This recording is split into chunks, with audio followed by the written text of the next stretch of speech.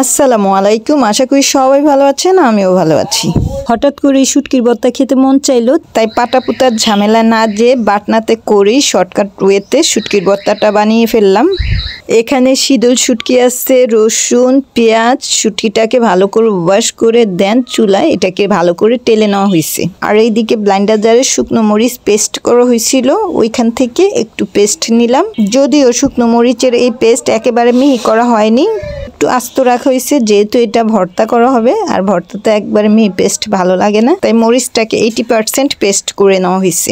ফার্স্টে কি করলাম, মরিচের পেস্ট, তেলে রাখা শীতল শুটকি, পরিমাণ মতো লবণ আর রসুন কুচি দিয়ে এইগুলোকে ভালো করে পিষে নিচ্ছি।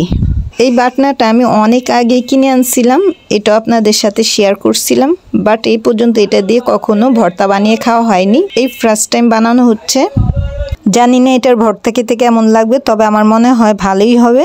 মরিচ, শুটকি, রসুন এগুলো ভালো করে পিষে নেওয়া হয়ে গেছে। এখন পেঁয়াজ কুচি দিয়ে এটাকে আবার পিষে নেব। তবে এখন আর বেশি টাইম পিষবো না, কারণ ভর্তা একটু আধো ভাঙা না থাকলে ভালো লাগে না, তাই আর কি আমি বেশি মিহি করব না। যেহেতু শুকনো মরিচটা ব্লাইন্ডারে আগে থেকে করে রাখা পেস্ট নেওয়া হয়েছে, তাই আর কি এই ভর্তাটা বানাতে আমার তেমন টাইম লাগেনি, খুবই শর্ট টাইমে বানায় ফেলতে পারছি। আর যদি মরিচটা বাটনাতে পিষে নিতাম তাহলে মনে হয় একটু টাইম বেশিই লাগতো।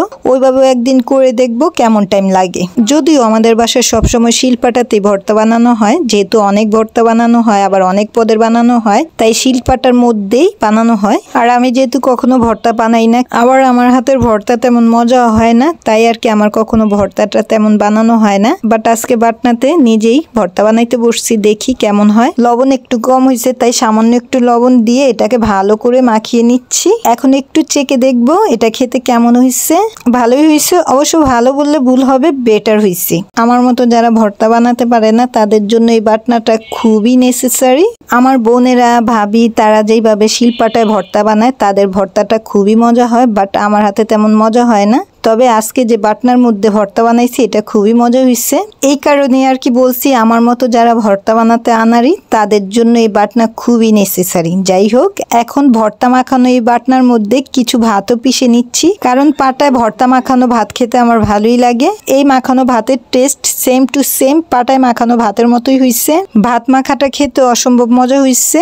আমার তো বাটনাটা খুবই পছন্দ হয়েছে। এখন থেকে আমি যখনই ভর্তা বানাবো এই বাটনাতেই বানাবো। পেয়ালাতে কিছুটা ভাত মাখা আমার ভাবির জন্য উঠায় রাখছি, আর আমি বাটনাতেই খাবো। এখন আজকের জন্য বিদায় নিচ্ছি, আবার আসবো নতুন কোনো ভিডিও নিয়ে। সে পর্যন্ত সবাই ভালো থাকবেন, আর আমাকে বেশি বেশি করে লাইক, শেয়ার, কমেন্ট, সাবস্ক্রাইব করে সাপোর্ট করবেন। ধন্যবাদ সবাইকে। আল্লাহ হাফিজ।